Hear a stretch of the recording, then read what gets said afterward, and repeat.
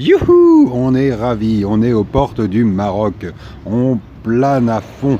Ça y est, on va enfin pouvoir passer le cap et aller en Afrique. Parfois on voit des choses un peu tristes quand on se balade en voyage. On a pris les billets pour le Maroc dans cette agence de voyage qui est connue. Gutiérrez. C'est une petite agence qui paye pas de mine de l'extérieur, mais où ils sont sympas. Tac, les voilà. Elle est ici, au bout de cette rue, pas loin d'un carrefour. Sortie 112 sur l'autoroute. Voilà. Y saca atrás. Merci. Muchas gracias. Venga, pues nada, gracias a ti y hasta la próxima. Gracias. Bueno, ya. Ya va bien de hora. Ya voy, Raulín. Ya va, despacito. Alors pour vous aider à le repérer, c'est ce bâtiment-là, un peu beige, bizarre. Il est à gauche de ce carrefour qu'on voit ici.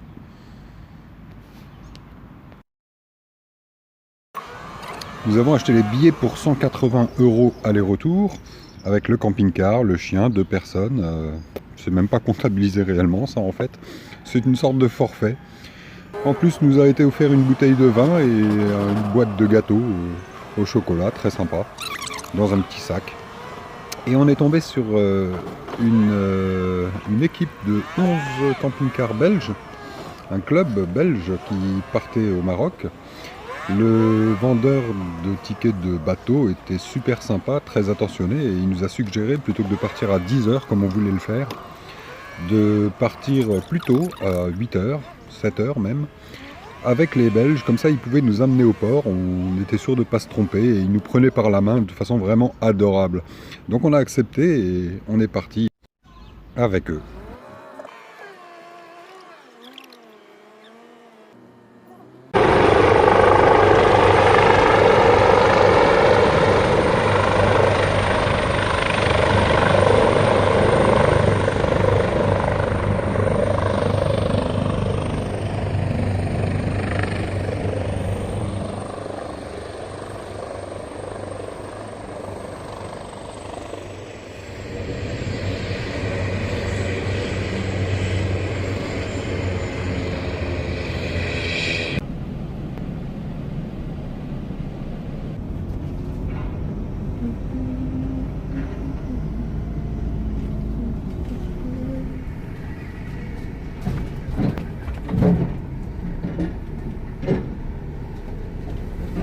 Tourne.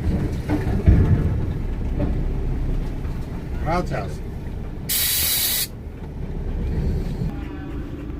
Et chouchou.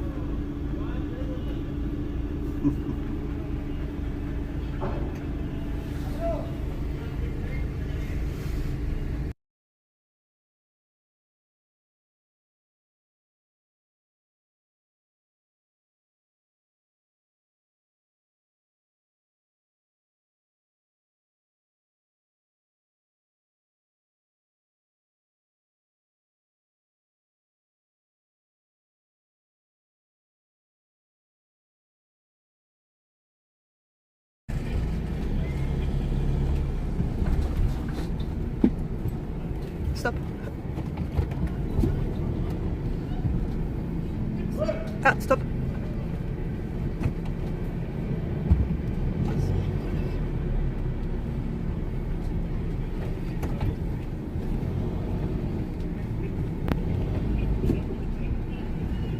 Là? Ici, là?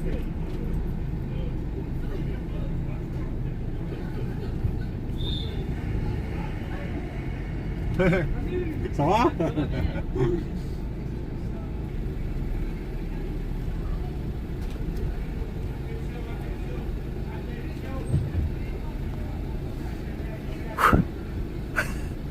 C'est bon? J'arrête? J'arrête de filmer? Voilà, on est sur le bateau qui va partir au Maroc. Harley, il a l'air content.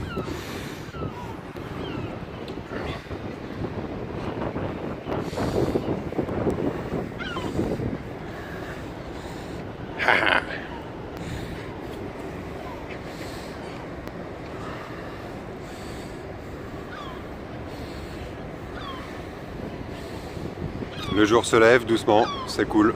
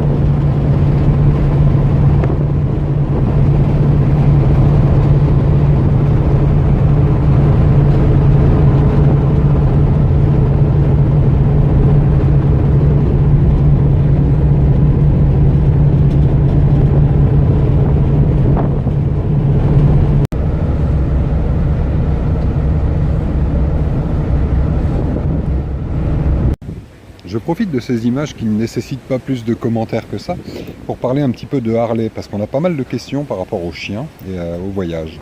Donc pour partir en dehors de l'Europe, il est impératif d'avoir un certificat qui est un titrage antirabique, donc qui certifie que la vaccination contre la rage est à vie, et donc d'avoir des vaccins à jour, donc ça n'empêche pas de faire les rappels contre la rage tous les ans. Et il faut impérativement aussi qu'il soit pucé de façon électronique. Un tatouage ne suffit pas. Autrement, il y a les précautions d'usage avec un chien normal. Nous, personnellement, on lui traite contre les tiques et les puces avec du Bravecto, qui est un produit qui est pas forcément bien réputé, mais qui est très très efficace. Et quand on voyage, ça vaut la peine quand même de protéger son chien correctement. Ça dure 3 mois. C'est une pilule assez difficile à avaler, mais assez grosse. Mais bon, ça fonctionne très bien. Donc pour les petites informations par rapport au chien. Après, bien sûr, avoir les papiers sur lui. En sachant aussi que le carnet de santé du chien classique ne suffit pas, il faut qu'il soit européen, ou international plutôt, ou européen. On a un doute avec ma femme. Et là on va sortir du bateau. Attention, attention, attachez-vous, ça va décoller mesdames et messieurs, attention. Vous en voulez encore? Allez, on y va, on y va.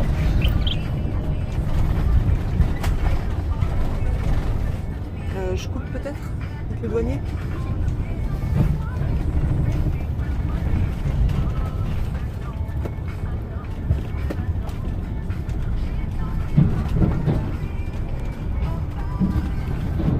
Qu'est-ce qui est écrit? Bon, pour le passage de la frontière, on n'a pas eu de problème particulier. Il s'intéresse plus au nombre de véhicules qui sont avec vous, de véhicules à moteur, c'est-à-dire que vous avez droit à un véhicule à moteur, donc une carte grise par personne, pas plus. Donc il pose la question si vous avez une moto ou si c'est juste ce véhicule-là, ils partent pour faire des papiers pour autoriser le véhicule à rentrer sur le pays, et il est impératif que le véhicule en ressorte après. Une autre chose aussi, évitez d'emmener des drones. Il vous pose la question à la frontière, avez-vous un drone? Et c'est strictement interdit de filmer au Maroc avec un drone. Ça, il faut le savoir.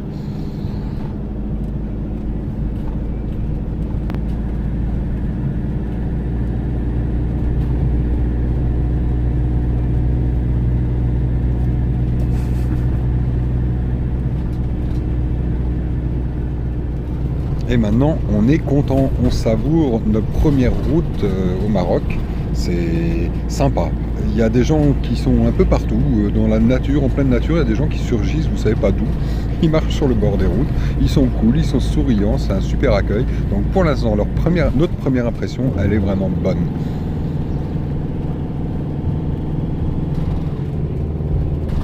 On a fait un plein d'essence aussi, enfin de diesel plutôt. 86 centimes le litre, ça fait du bien quand on vient de France, alors qu'elle est plus de 1,40 €. Franchement, ça change.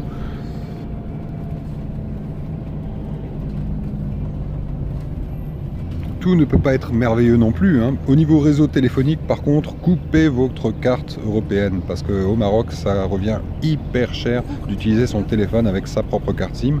Il vaut mieux investir dans une petite carte SIM locale. Donc là, on a pris Maroc Télécom. Par contre, c'est du genre 10 € pour 10 gigas, c'est ça à peu près, hein. Donc ça revient quand même très cher. Autant trouver les bornes Wi-Fi dès que vous pouvez, quand elles fonctionnent.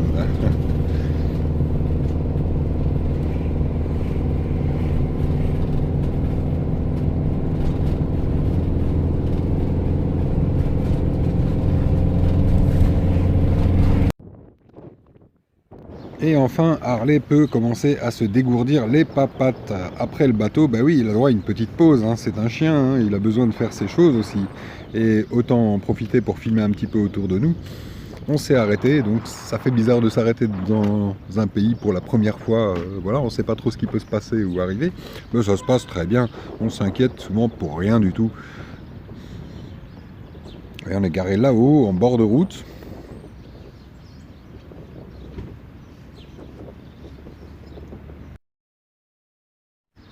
Comme on n'a pas prévu vraiment de destination précise, on y va à l'arrache. On a finalement décidé de suivre la côte pour l'instant. Et donc on traverse Tanger rapidement, qu'on vous présente en accéléré parce que voilà, le passé en lent, vous allez en avoir marre. Ce qui est un peu impressionnant, c'est de découvrir la circulation et les modes d'habitude ou des coutumes d'un pays, quoi. Bon, on en a vu d'autres, hein, entre la Thaïlande et les États-Unis et d'autres pays, on a déjà vu pas mal. Ici, bon, ça traverse un peu partout, ça roule un petit peu, je dirais, comme à Paris, mais avec des piétons en plus et des choses bizarres en plus, donc il faut vraiment un petit peu s'habituer, quoi. Après, ça se passe très bien. Et quand il y a beaucoup de circulation, il faut faire gaffe. Il y a énormément de barrages de police aussi, des contrôles de police.